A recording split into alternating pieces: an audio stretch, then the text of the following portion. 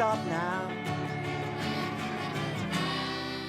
I got too many miles to go. I'm just an old hard rocker running from the dusk till dawn. Yeah, I'm just a midnight walker, wonder what's taking so long. When the sun goes down, that's when I'll sing my song.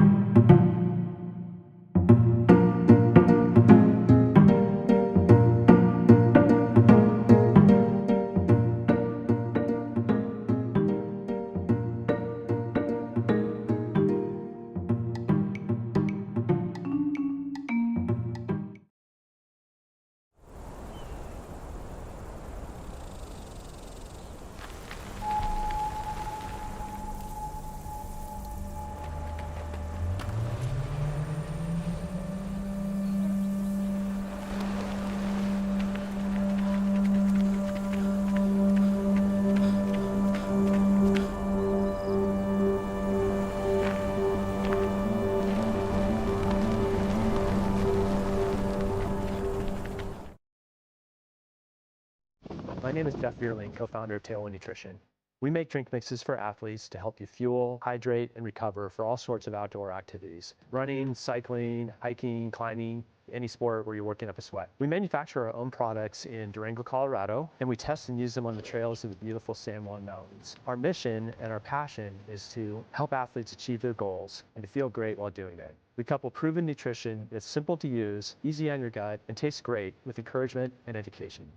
You can think of us as your support crew. We're right there with you doing whatever it takes to help you get across the finish line with a smile on your face. What is the feed? Well, the feed fuels the world's best athletes. Hydration, gels, chews, recovery, supplements. You got everything you need. We make your next workout even better.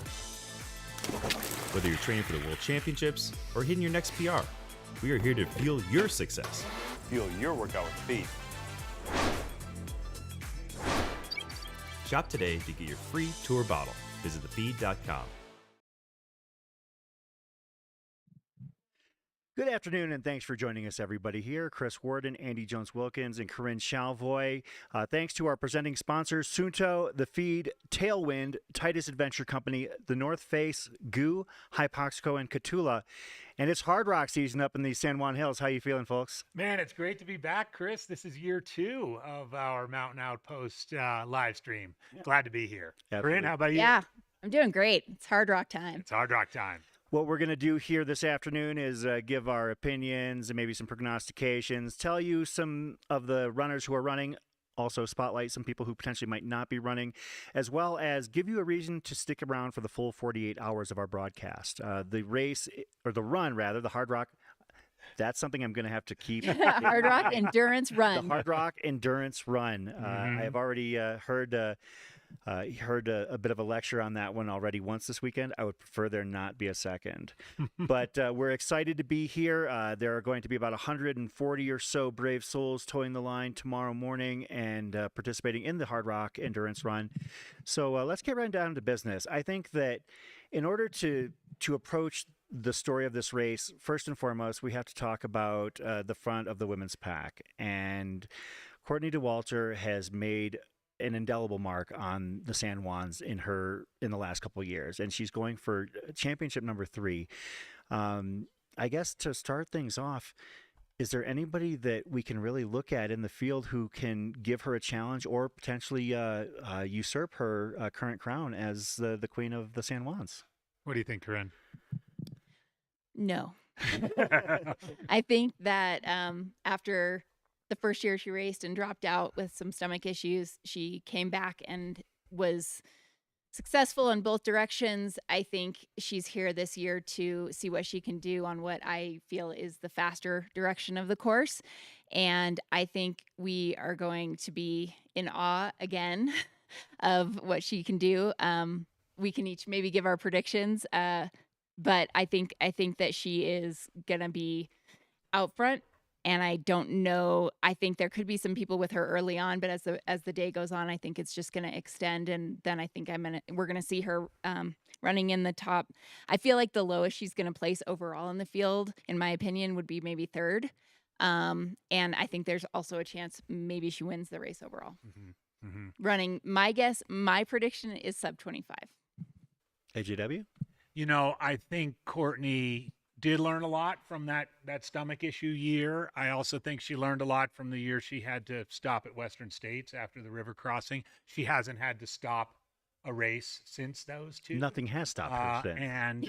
And when she came here last year and crushed the race, it was hot on the heels of a course record at Western States. She chose not to return to Western States this year. I think her focus has been completely on Hard Rock. She lives in Leadville, has now lived there for multiple years. So I really don't think there's very much stopping her. We saw her and did the broadcast of Courtney's run in Mount Fuji over in Japan, where she just ran, an incredible, steady and smart race. So I'm with Corinne, and I'm going to go one step further and say that she wins and becomes the first woman to go sub 24. Wow, this is tall timber here. I mean, of course, for those that are unfamiliar, Courtney holds the current clockwise record at 26:44. So you're saying that, Corinne, that she is going to break that by over an hour and a half, and you, AJW, are saying 2.5 hours. And while we're all kind of the mind that Courtney is going to do Courtney things, there's still a pretty stout women's field beyond Courtney Dauwalter here. One of the people that we had a fun conversation with earlier today was Tara Dower. You and I, and actually Corinne as well, have seen Tara race over the last year at Run Rabbit Run, at Javelina, at Black Canyon. She's been putting together, a great script of races over the past, 12 to 18 months. Yeah, and I think one of the biggest things with Tara is that she raced a ton last year, and she has not raced a lot this year. So kind of being more selective, I think, really focusing on the training, coming out here, acclimatizing early. She's super gritty. She wants to run this race. She wants to run with Courtney. I feel like that all those things are going to drive her. And I think she's going to be in contention for sure. Yeah, and in addition to the hard work she's put in and just the focus on this race and racing less, she just runs with such a great attitude. You can tell she's having fun out there, even though she is grinding. She's having fun out there. We saw her at Run Rabbit Run do that. We saw her for a while at Javelina before she got attacked by a cactus out there. So I think that Tara, we know, will run with joy and with optimism, and I think in a race like this, that really helps. And she's also not unused to very long That's durations, right? Right? So it's almost been short for her to come down to the 100-mile distance. So a race like Hard Rock that takes a lot of time on feet I feel like her background and her FKT and long trail experience is really going to factor in there, knowing how to eat real food on course, things like that. Like being out there for that long of an amount of time, I feel like is definitely one of the benefits for her. Mm-hmm. Yeah. Of course, we've talked about Courtney and Tara. One of the things about Hard Rock is that it brings in an unusually high number of international high-end competitors.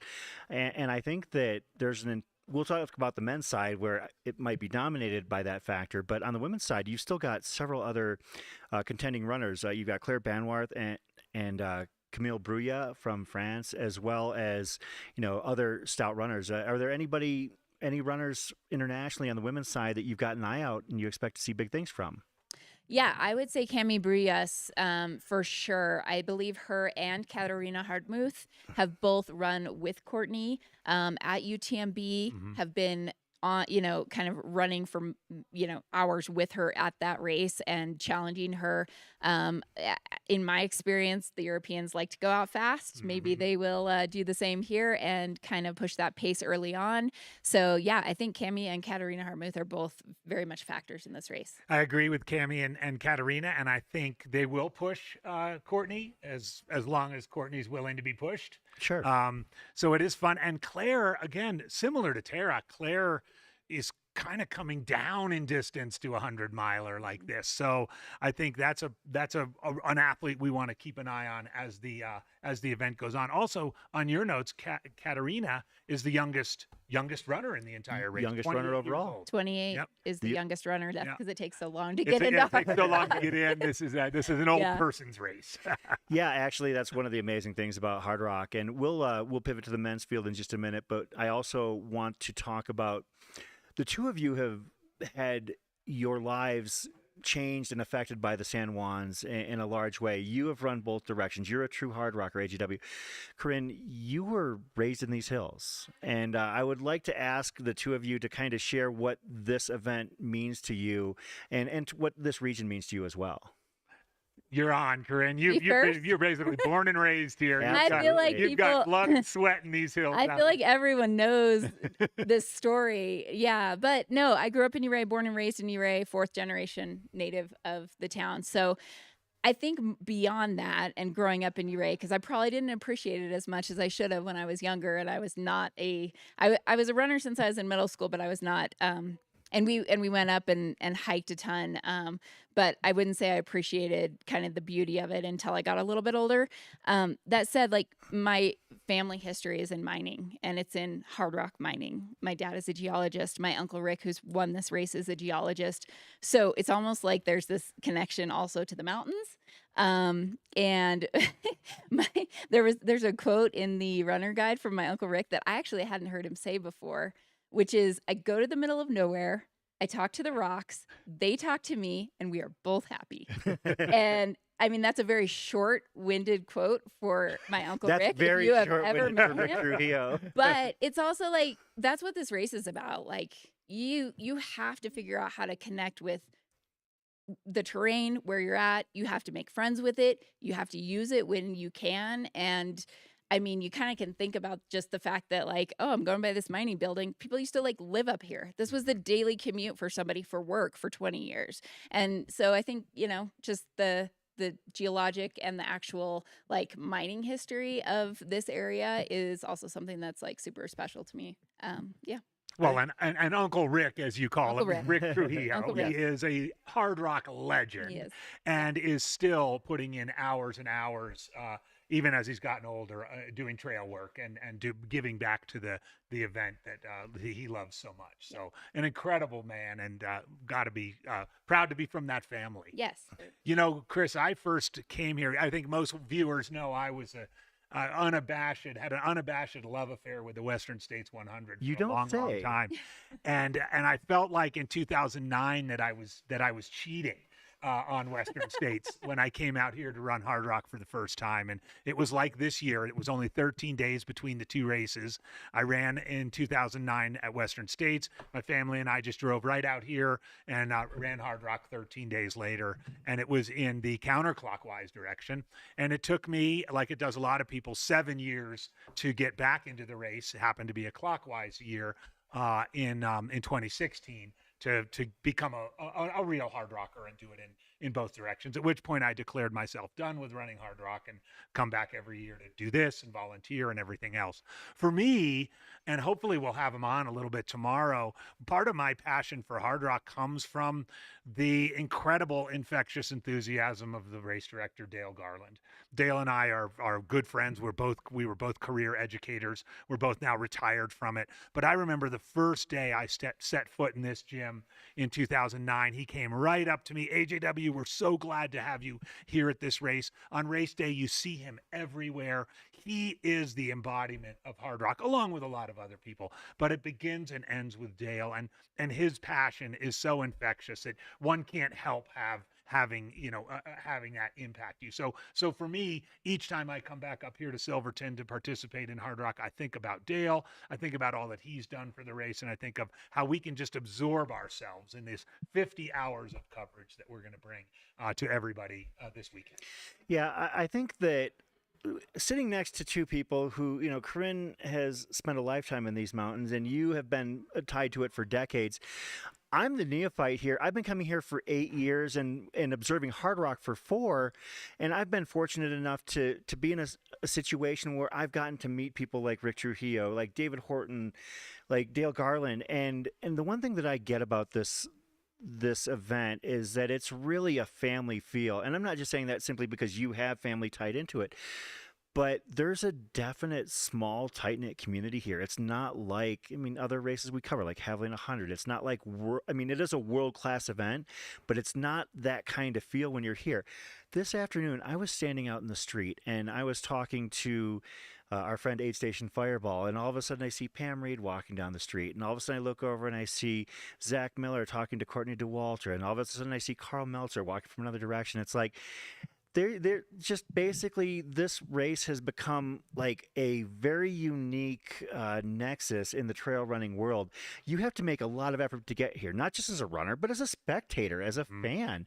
And I think that makes this race special. And, having discovered the opportunity a few years ago where I was here for another race for the Kendall Mountain Run, said, well, I don't have a job. I can stay here another week. And so I did. And oh man, it was life-changing. And to be able to see and observe, to get to talk to people who have been a part of this event since its inception.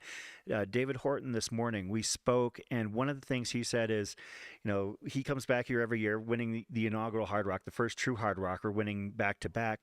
He said, these mountains don't change. And it gives you a bit of inspiration to get out there on those trails and be like, this is what they did 32 years ago and experienced. There's a certain intoxication emotionally about that, and I think that's what I love about this race so much as an observer. I want to jump on the family thing one more time, because there are lots of events, there are lots of businesses, companies, schools, churches, whatever, who like to talk about how they have a family atmosphere. The Hardrock family. They are very, very cognizant of creating and nurturing that feel, whether it's their lottery that honors both the veterans and the newcomers, or just the way in which people give back to the race every year at aid stations and in the aid station setup and with drop bags and course marking and coursework. The family idea of Hardrock is alive and well here, and you can just feel it. I just arrived a couple of minutes ago, and literally walking from my car up to here, 6 or 7 people, part of that Hardrock family, just right then and there. It's palpable. Yeah, absolutely. That's, it's just such a magical place. If you ever have the opportunity to be here, I highly recommend it. It, like I said, it takes getting some effort to get here. But for instance, talking with Julie Blanda, the aid station director out at Animas Forks, they have 60 people volunteering out there. And if you've ever been out to Animas Forks, it takes a heck of a lot of effort to get out there. It does. And now they're to the point where some of the aid stations require wait lists. We'll talk about one of them in particular later as a very iconic spot on the course. But I wanted to kind of have an interlude to talk about what this race means to the two of you and also to me as well. So, but we'll get back into the flavor and the atmosphere of the race here in just a bit. And I think we have to talk about the men's race, because I've already seen in the chat some people asking questions, and there is one question that has been looming for those who might not be in town. The men's race is what I would consider to be extremely top heavy. There's a couple of names at the top that we're going to be following very closely, but one of those names that we expected to be at the top is not going to be participating this week, and that is Zach Miller. For those who are not in on the news, Zach Miller is not going to be racing Hardrock this weekend. We'll kind of be very careful on how we explain and talk about what happened. For those that aren't familiar, he had a medical situation, and he's been very open about it. He's shared publicly, but I know, Corinne, you had some interactions with Zach here a little bit ago, and maybe we can go into a little bit further. But the lack of Zach Miller in the race, can you either of you speak to what you think that means about what it means for the field? Well, I'll start. I thought he was going to win. Plain and simple. I know he was focused on this race. I know he focuses on everything he does, and just unfortunately, you know, a health issue with his appendix, and there you go. Yeah. But I thought he was going to win, and you know, hopefully, with any luck, he'll get back here one of these years and be able to do it again. Absolutely. Yeah. I also had him winning, so I think between his preparation, being at altitude, knowing this area, I've had the pleasure of getting to know him a little bit better as I'm kind of his athlete manager through the work with the feed, because he's a feed high performance team athlete. So I'll just say that he was going to eat a lot of food during the race. He was going to eat a lot of sports nutrition, and that was going to help him a lot. And I think it was going to result in him winning. And I mean, you never know. Things happen for a reason. Maybe it'll, make way for something else that's huge this year for Zach, for him to take that training. It's a huge bummer we're not going to see him out here, but I think everybody, is thinking about him. Yeah, I ran into Zach on the street the other night after dinner, and I didn't ask him whether or not he was running. I figured that he, what I asked wasn't going to be, I wouldn't get the answer I was looking for. I asked him how he felt, and he said he felt all right, a little bit of pain, and, there was concern. You could tell, I felt like he was shooting straight with me with that. And I could tell, I felt like he really wanted to run, but he just didn't know whether or not it was going to happen. And while I do wish Zach was running, there's a part of me that is, a small part of me that is relieved that we're not going to see Zach out there, because he wouldn't have been at his best.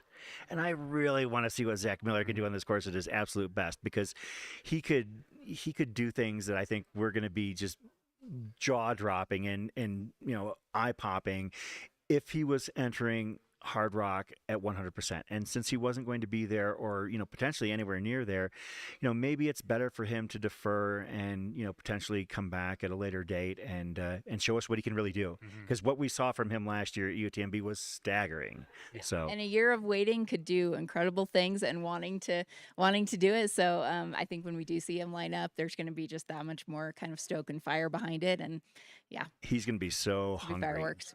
And I can't read the mind of the race organizers for sure, but knowing some of the decisions they've made in the past around certain athletes who've perhaps not been able to start in a given year, kind of at the last minute, I would venture to guess, again, I can't predict this, but I would venture to guess that the race organizers might give Zach another shot, whether they give him one of Dale's picks or something else. I think he's a wonderful ambassador for North American ultra running, and deserves a shot at this race.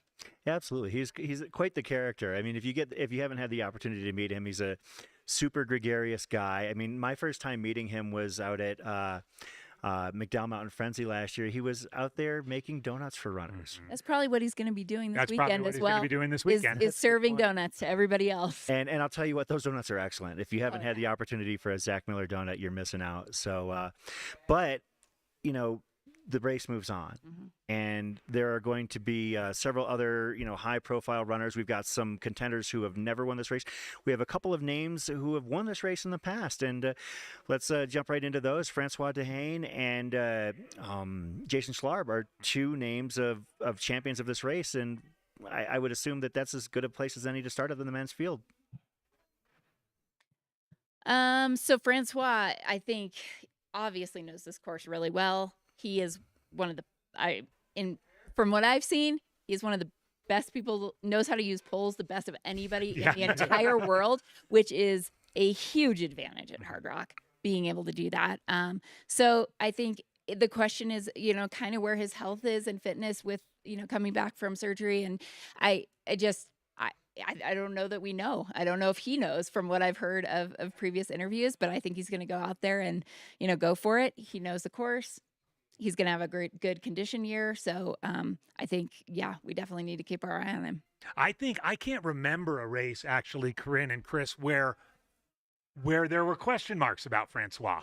right? I mean, I think Francois has been such a steady force in the sport for so long that when he comes to the starting line, he's, but age, injury, surgery, occasionally you toe a line and there's an unknown. And time will tell, but I would agree with you.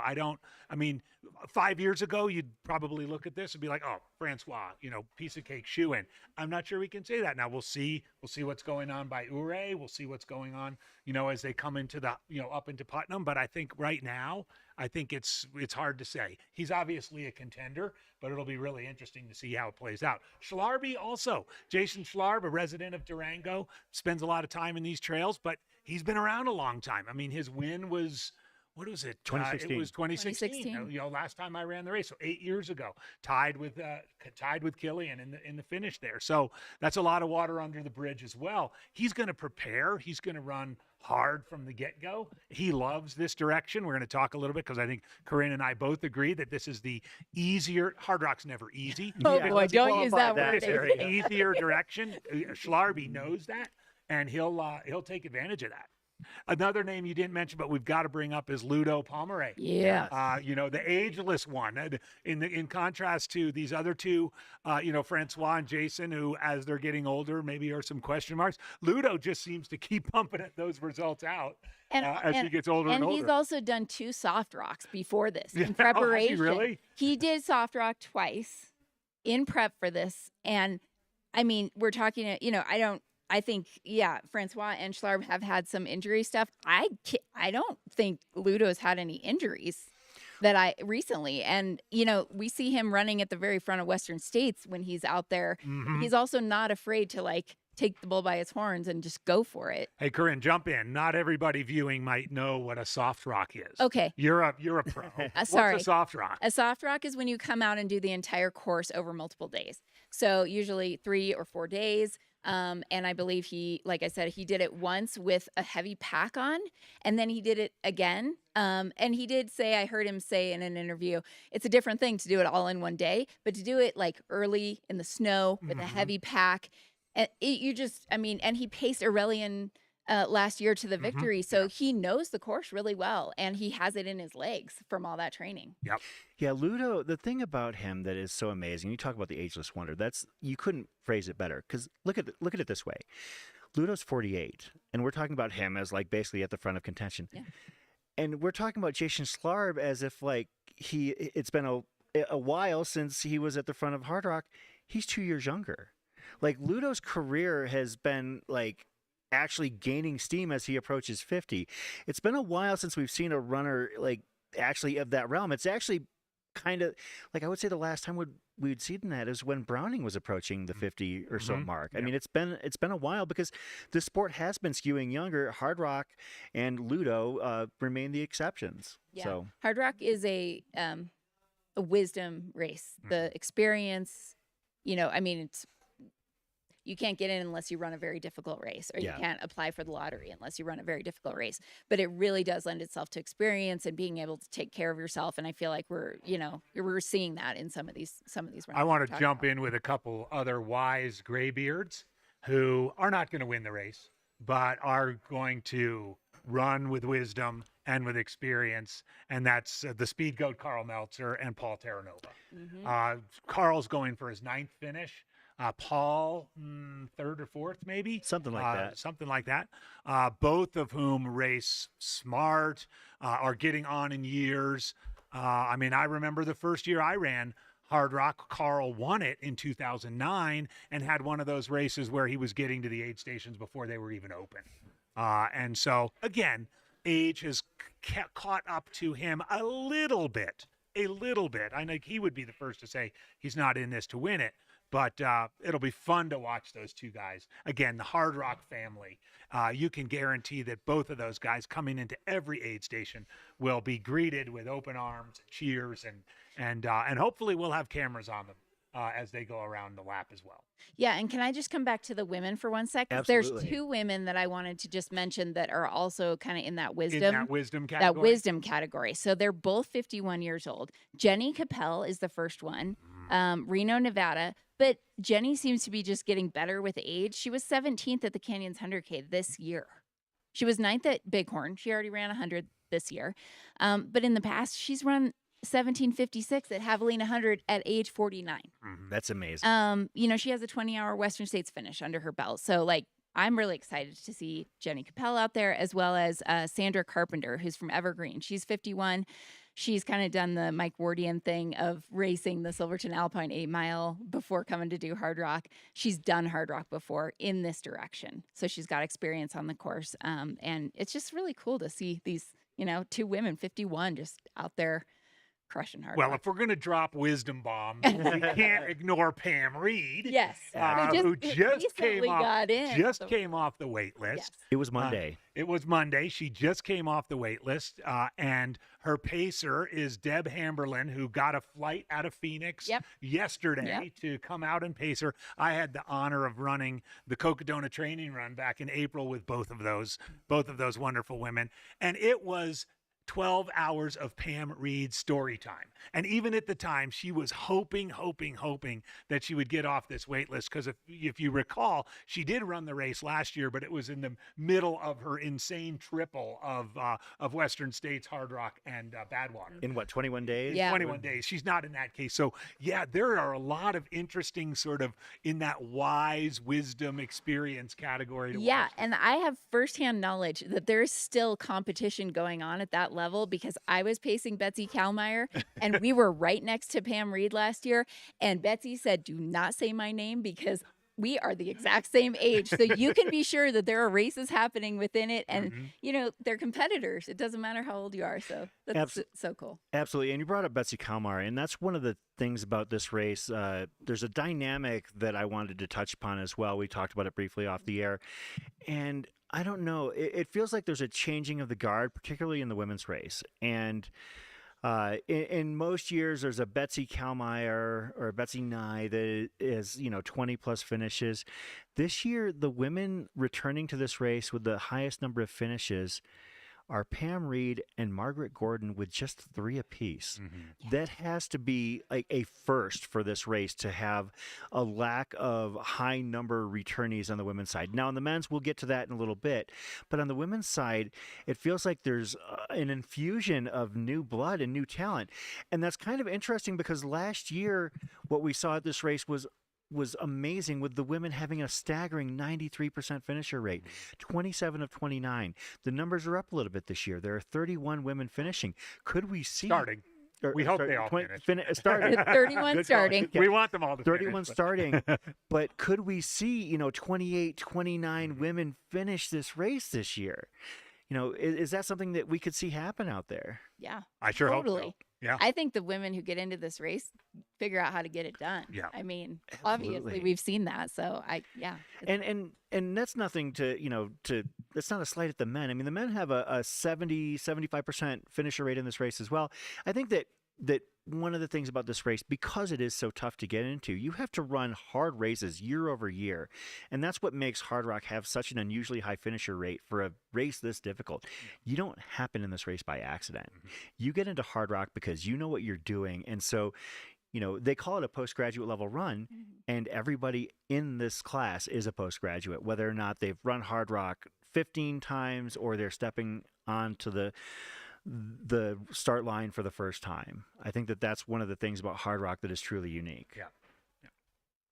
One of the things that we also talked about, I guess let's just actually pivot now that we've got it fresh in mind, to the men's side. We do have some multi-time returners. We have 5 runners who have completed this race 10 times or more.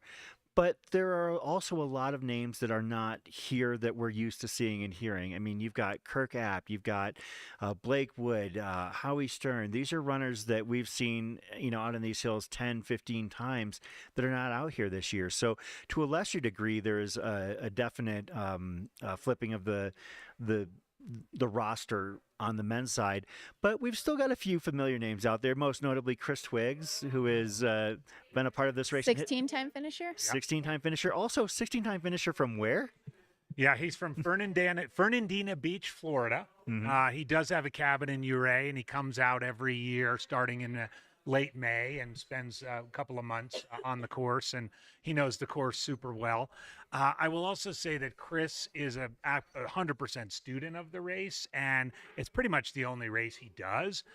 He's actually a marathon running coach with the Jeff Galloway outfit, the Run Walk, and is just still runs the roads a lot, still gets his aerobic engine up, so he'll be there in the finish. And I remember he was not in the race last year. He was with the new lottery with the finishers. His chances were much less, and of course he went out. He went out and volunteered at Animas Forks and did hikes the whole 2 weeks before the race. He did it again this year, guided hikes on sections of the course. He's a true blue family member, and it'll be fun to see him. And David Koblenz, who's been the longtime president of the board, was pulled off the wait list just recently as a 12-time finisher, and he too will be towing the line. So yeah, on the men's side, there's still a few more of those grizzled double-digit finishers, but it's a changing of the guard, and it's probably a good thing. Yeah, and I think that the numbers, it's just like at other races that have, 10, 15-time finishers, I think that those numbers are going to start to fade as time moves on. But we do have some younger runners who have 3, 4, 5 finishes in this race.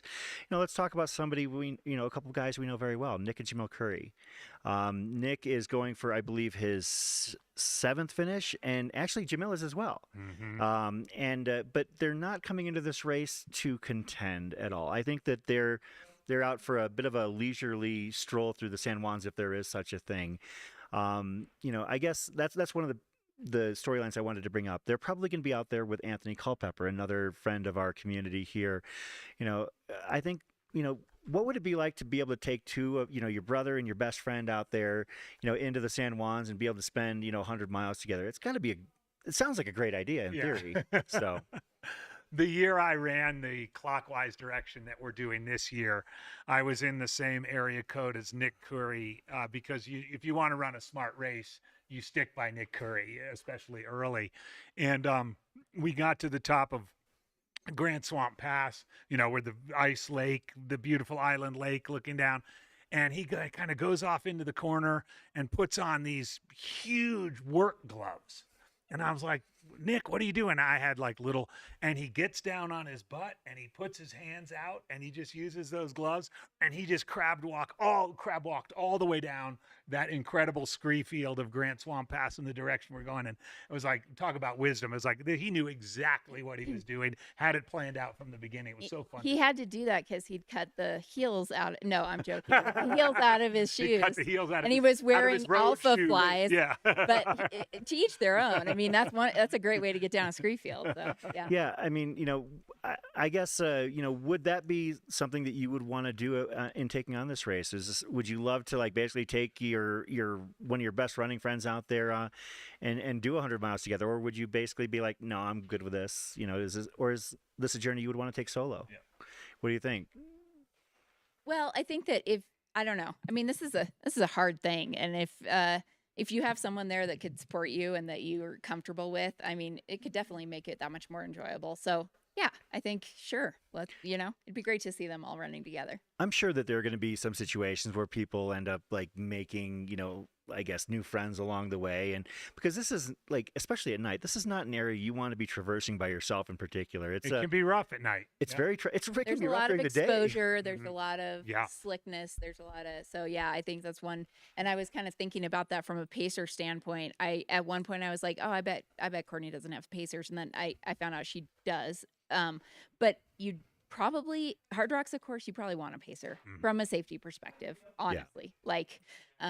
So yeah, I think that, running together, if you find people, that's great. When I chose my pacers for Hardrock, in contrast to other races where I might choose the pacer to sort of give me that competitive edge and, push me along, I chose my Hardrock pacers very much with they have the mountain experience to keep me safe, especially if I get a little wiggy at night. Exactly. I can't find the markers or I'm going across an off-camber snowfield. It's kind of nice to have a pacer who has that mountain experience and can be there for you.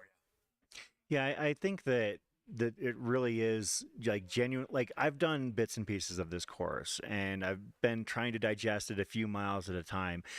And it always I'm always so impressed when I do a new section of the course. Like, man, they're doing this. Maybe it's Handy's Peak, like 45, 50 miles in. Maybe it's Cunningham Gulch past Little Giant, like mile 90 to the finish. I'm always in awe of what these runners are doing at that particular time. I visualize and think, man, I am so glad I'm never running this race. Exactly. I heard a stat that was pretty impactful that the race goes above 13,000 feet 16 times. Right, an average elevation is 11.5, but just the up and down nature, right? You're constantly up or down. I mean, even on the ramps, as you call them, AJW, you're still. It's just ascending and descending constantly at a very high altitude, and you don't really get a lot of breaks. You don't. You don't. And when you're up for that length of time, especially in the second half of the course going in this direction, pretty much between Sherman and Cunningham, you're up over 11, 12 into 13 almost the entire time. And that there's some wear and tear on that, especially if you've been out for a day and a half already. With regards to this course, of course, we're going clockwise this year. Which direction is your favorite, and is it because that direction is easier? So you start, Corinne. Corinne.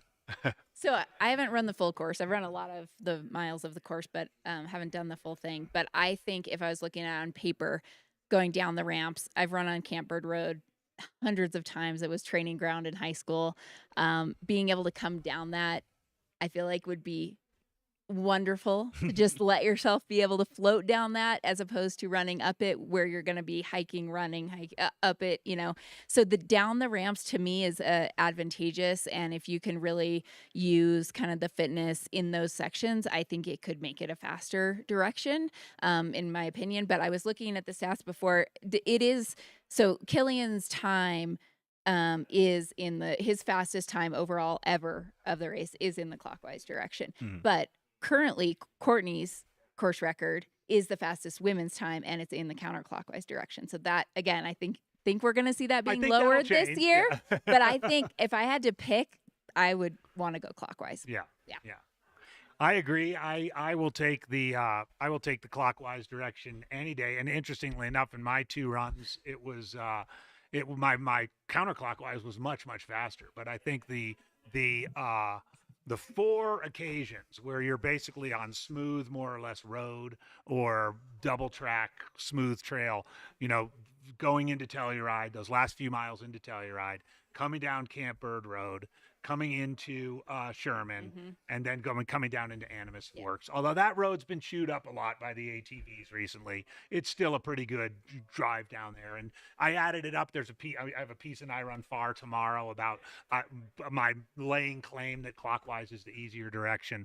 And I added up, it's about 24 miles of those smooth-ish downhill ramps that I think Some make it easy. smoother than others. We should ask an expert Yeah, on this. we have a new guest. Expert on this court. What's faster, Jeff Browning? Clockwise or Bronco Billy? Clockwise. Confirmed. My time is way faster clockwise. Yeah, Well, is it? How this much is, faster? 2018 Quite a champion bit. Jeff Browning. 25:42 clockwise and 27. Yeah. No, 26:58 or 59 Over an hour. in the other hour. Yeah. Yeah, over an hour. There you go. There you have it. That ends the debate. Confirmed. Boom. I knew I could contribute if I just popped in real quick. I was actually just walking by.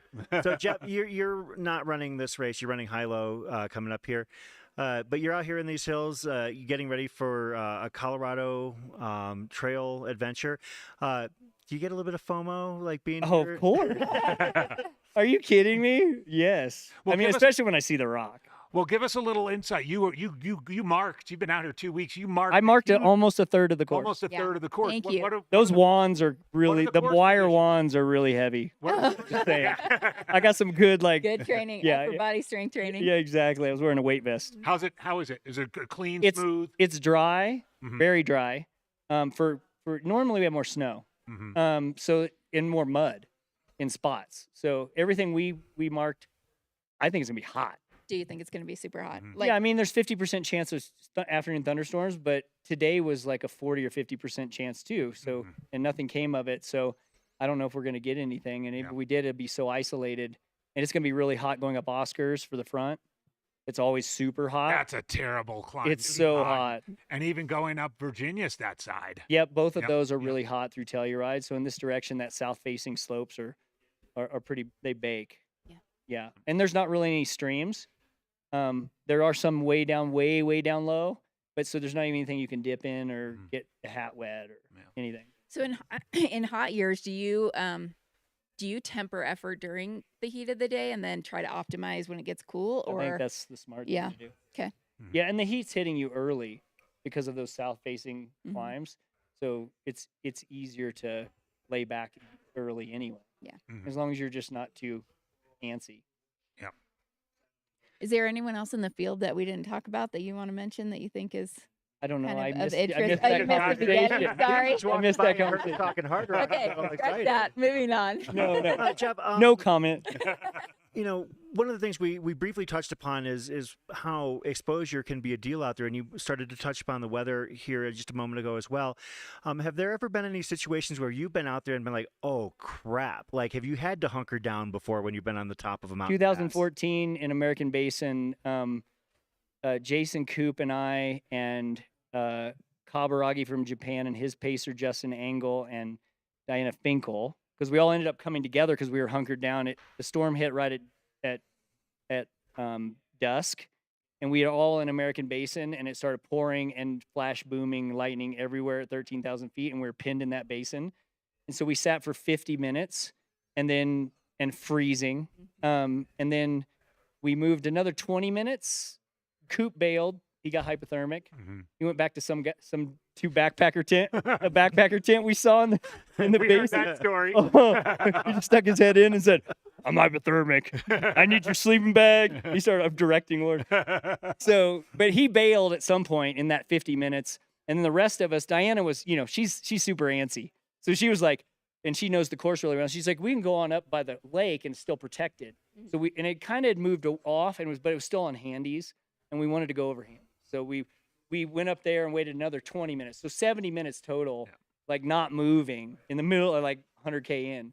It was in this direction. That was in this, yeah. Yeah, it's in this 2014 was direction. in this direction. And for those of you who don't know, American Basin is this wide basin. It's actually an area where even in a non-snow year, you can expect to find some snow. Yep. And it's sort of you actually drop down a little bit before. Yeah, you go over 13 and then drop down down into it, and this then you start the climb. the with real handies. climb. So you were in that drop down. Yeah, bit. down in the Yeah. basin. And it was the scariest. It was scary. And then we got to the top. So we all decided, like, I don't know how this came about, but we just decided when it's 7 seconds on handies from flash to boom, we were going to go.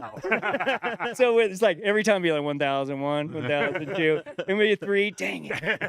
And so finally at 7, we go. And I didn't have a pacer. I'm freezing. I mean, my jaw was sore after the race from chattering so hard, just uncontrollably. And so I hammered up to the top. I was the first one over the top. I was about 80 or 100 meters in front of them. And I was coming off the top, and there's a little kind of 3 move through some rocks, and then it's a long 40, 50 yards, and then you drop off on the knife ridge off the backside. And when I was coming off the top, lightning struck the point where I was going. Oh! It was scary. I mean, I still have a little Did PTSD you from that. poles away? What's that? Were you using poles? To I had throw 'em poles. No, I had metal earrings. Oh, no. This is a Hard Rock story.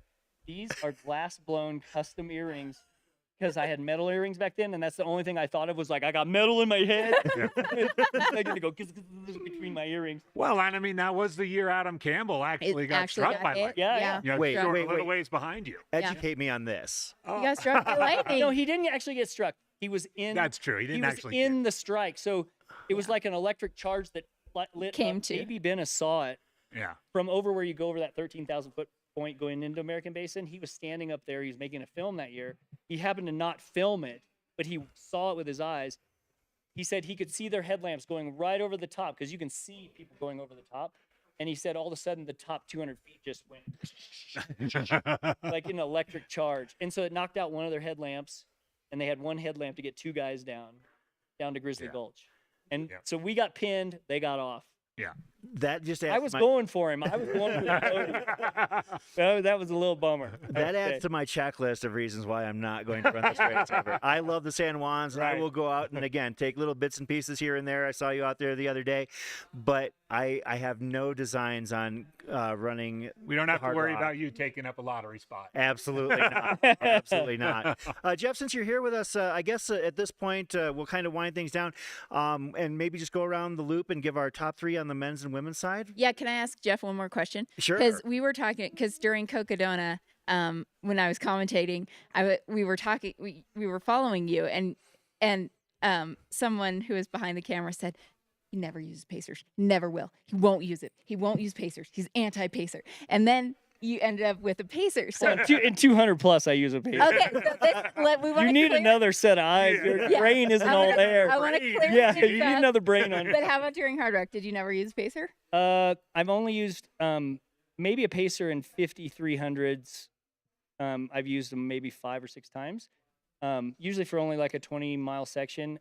One time here, 2007, when I met Jason Coop, a young Jason Coop. Mm-hmm. He was freshly, I think, had just started working for CTS. Mm-hmm. He paced me from Ouray to Telluride. That's the only time I've had a pacer here. Mm-hmm. I've been by myself the other 6 times. Got it. Cool. All right. Well, we'll just, I guess, at this point, start to go into our picks. What we do is we'll do our top 3 men, top 3 women, and also a personal interest pick of somebody that gives the audience an idea of who to follow or who to be excited a about. list. So, oh yeah, no, for sure. If you need a couple moments, but I guess we'll start with AJ. We'll start with the women's side and with AJW's picks. Who do you got? All right. Courtney DeWalter with the win in sub 24. I'm going to put that out there. Cami Brouillat in second and Tara Dower in third. Okay. Corinne? Women's side? Yeah. Sorry, we're going for the women's side? Yep. Courtney winning, Cami Brouillat second, and Katarina Hartmuth third. Okay. All right, I'll jump in here really quick and then give Jeff an extra second or two. I've got Courtney for the win. I've got Katarina Hartmuth in second and Tara Dower in third. Do you know who's racing? That's would be my pick. That's your You like that? Yep. Awesome. I got to go for Tara because she's an ultra teammate. Who So did you yeah. say? I got to put her on I the had- podium. I had Courtney, Katarina, and Courtney, Tara. Katarina, Tara. Okay, Yeah. so we're And all I a had little bit Courtney, different. Cami, Tara. Yeah. I hope I scared Tara enough that she doesn't go out too fast. I gave her some fatherly advice. Good. So hopefully That's she probably listens. really good advice. So Tara, one of the things about her, we spoke with her earlier today. She's getting advice from you, from Howie Stern. She's getting the master class in how to prepare for this race. And we got a chance to talk about it, and she asked my advice on coming here and acclimating. And her original plan, we tweaked it because of just talking. Yeah, good. So she's been up here training. She's got great resources. Absolutely. Yep. On the men's side, Corinne, do you want to give us your top 3? Yeah, I was pulling up the list for Jeff so he can just look through that. But I think I remembered my top 3. I did have Zach winning if he was going to be racing. Is he racing? He is not No, he's racing. not. Okay, good. Because I talked to him in Cunningham Gulch and I grabbed him by the collar and I said, dude, I don't think. And he goes, well, if the doctor would sign off, I was like, does the doctor know how you race? Probably not. No, you're not a normal person. Yeah. You'll turn yourself wrong inside out. So I'm gonna go Ludo winning. I think he's gonna take it. I'm gonna go Diego Pazos second and Francois third this year. All right. I have Ludo winning also. I just think this is his year with Francois second and Schlarby third. Wow. I've got Francois winning. I'm going a little bit different. Ludo in second and Diego Pazos in third. Oh man, this is a tough one. I'm gonna say Ludo winning for. I'm gonna say Schlarb second and Francois third. Okay. All right. All right. I want to give a shout out to Luke J. I have him in fourth. Okay. And I think this is going to be somebody that people are not going to know, but I think he's going to surprise everybody. Yeah. No. Tell us about Luke J. Oh, God, I got to find my notes. So I'll You make a know comment him? too while she's looking. Yeah. I ran into Ludo last weekend on Handies. He's fit. He's been here 4 weeks. Yeah. And he's done a soft rock hike and a supported run soft rock. Yeah, So we were just He's talking covered about it that. twice. Yeah, 2 soft rocks. He's ready, Also- unless he's overtrained. I That's want- the only caveat there. Since you're here too, a shout out not for the podium, but to our 2 graybeards, Meltzer and Terranova. You know, just hoping they have a great day out there. Yeah, yeah. They will. They'll run smart. Yeah. I guess to piggyback on our picks, where do you have Courtney overall? 4th. 2nd. 3rd. I have her 3rd. Wow. Yeah, I mean, I think I don't think she'll break into the men's podium, but I think she'll be on their tail. Yeah, I think you're that's going to be fair. wrong, Jeffrey. I would be happy to be wrong. I would be happy to one be of wrong. those questions But I for think there's sure. enough. The guys are going to be pushing hard in this thing. So, you know, and they're fit. What do you think the winning time's going to be? Ooh. I think it's going to be mid 22. I think it'll be 21 and change. Whoa. What is the record? 21:36. 21:30. I think somebody will break 22. Yeah, I think just under 22. I don't Yeah. think it's going to go that far. Yeah, And I think it's mid Courtney's gonna 22. go under 24. Yeah. I think the- in this direction, and if it's, I guess it depends on the heat. Yeah, if it it's a little depends on the cooler heat. and we get some afternoon thunderstorms, it's going to be faster. Mhm. If it's hot, it could be a little slower. Yeah, I think Sure. with the heat. So it's maybe gonna not, maybe not breaking 22. Be, yeah. If they I get think cloud high cover. 22, low 23 because I think it's going to be warm. And one of our traditions here at Mountain Outpost for our pregame show is that we pride ourselves on covering the races from start to finish. You know, we obviously give our shine and our props to those who win the races, but we stick around for the entirety. And so AGW and I started this a few years ago, and we continue it to this day. Having a runner that maybe people aren't familiar with or isn't at the front of the pack, our human interest story to follow for this race gives people a reason to follow the entirety of the event. And we'll just go around the horn on that. AGW, who do you got? Ryan Anderson from Tennessee is the youngest male in the field at 23 years old. He's a colleague of mine with CTS. 33, right? 33. Did I say 23? 33 is what I meant, because Katarina is 28. He got in with just a few tickets and has pretty much, like most people do, devoted his life these last 6 months to the race. And I just hope he has a good day out there. Awesome. Corinne. I just want to give a shout out to Tara Warren, who is attempting the Rocky Mountain Slam this year. She would be the first woman to have completed it, I believe, since like 2016. So she has done Bighorn 100 already. She'll be doing Hard Rock. Her husband is also running Hard Rock. They both got in, which is really cool. And then she will do Wasatch and the Bear later this year. So just hoping, she's taking the long game. The goal is to complete all 4. So it'll be exciting to see her out there. Mine is Speed Goat. I got to give Carl a shout out. He's back at Hard Rock. He's won it 5 times. I'm stoked that he's kind of like transitioning into this kind of new part of his career where he's going after 100 mile finishes. Really cool project. He's not as fast as he used to be, and he'll admit that with a gritted teeth. He doesn't like being slower at all. I won't either when that happens. But I shout out to him. I tell you, Jeff, it's happened to me earlier than you guys, but it's not that bad. You can enjoy. Yeah, you get can to enjoy the socialize, right? races, You can hang out at the aid station. Totally. It's kind of nice. Yeah, I'm gonna take a nap. My pick to follow is Billy Grimes. Billy is a local here in Silverton. We did interview him and his wife Amanda earlier. Amanda is a multiple-time, 4-time finisher of Hard Rock, Silverton local, and this is Billy's attempt for his first finish. And getting to meet them and happen upon them just this week was truly a great experience. Getting to talk to both of them. Amanda's so excited, so stoked to support her husband. So you can't help but root for a guy like Billy Grimes. So Billy Grimes is my pick as somebody I can't wait to follow this week. And quick shout out to Vishal. I don't know his last name, but Katie Asmuth will be crewing him. He's been trying to get in for 14 years. Oh so my he is the God. longest. Catch that. That yes. is, he was the person in the field this year that has been in the lottery for the longest amount of time. So he said there's no not finishing. So we got to it's gonna keep our happen. eyes. So on that's him. Vishal Sani out of Los Angeles, California. let's keep an eye yeah, on literally, Vishal. he said been trying to get in since what 2010. or 2010. Wow. That's absolutely amazing. So, a lot of storylines to follow, folks. Obviously, AGW and I will be waking up super early tomorrow. Corinne and Jeff, you'll be on later as well. Some of our other teammates include Dan Ryan, Mike McGonigal, and Leah Yingling as well. We're going to do our best to bring as much of this race to you as as possible to give every storyline from the first finishers down to the DFLs as they cross the golden hour and kiss that rock in 47 plus hours. What do you think the last finisher is going to be? I guess last question. What time do you think? 47 and 47:50 something. Yeah. I always is. Yeah. There's always someone Yeah. sneaking in. 50. I'll go with 54. 54. 47:54. 47:42. Oh, fast year. 47:53.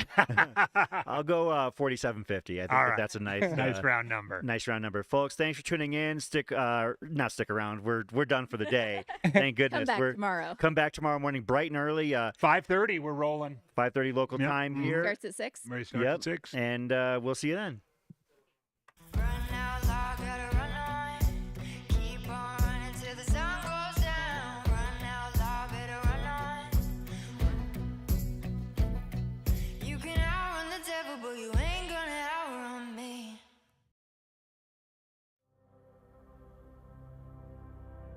The mountains.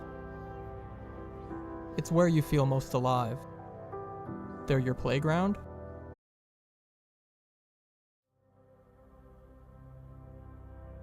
The mountains. It's where you feel most alive. They're your playground and your battleground. But the mountains won't go easy on you.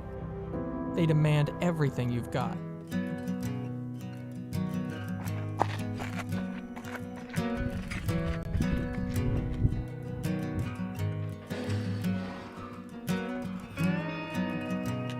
How many miles is that? 5. 5. Take it easy. You ready to pick up some food? Please.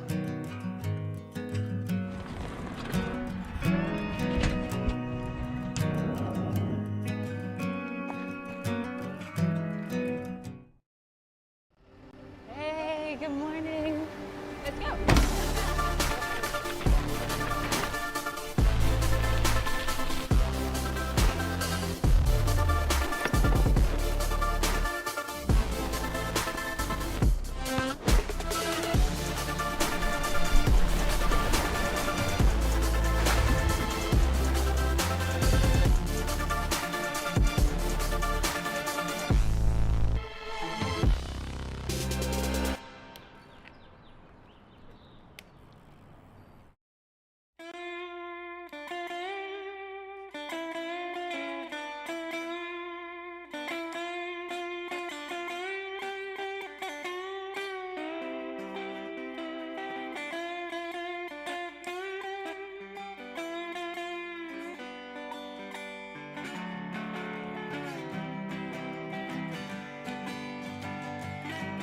Just an old hard rocker running from the dusk till dawn. Yeah, I'm just a midnight walker. Wonder what is taking so long. When the sun goes down,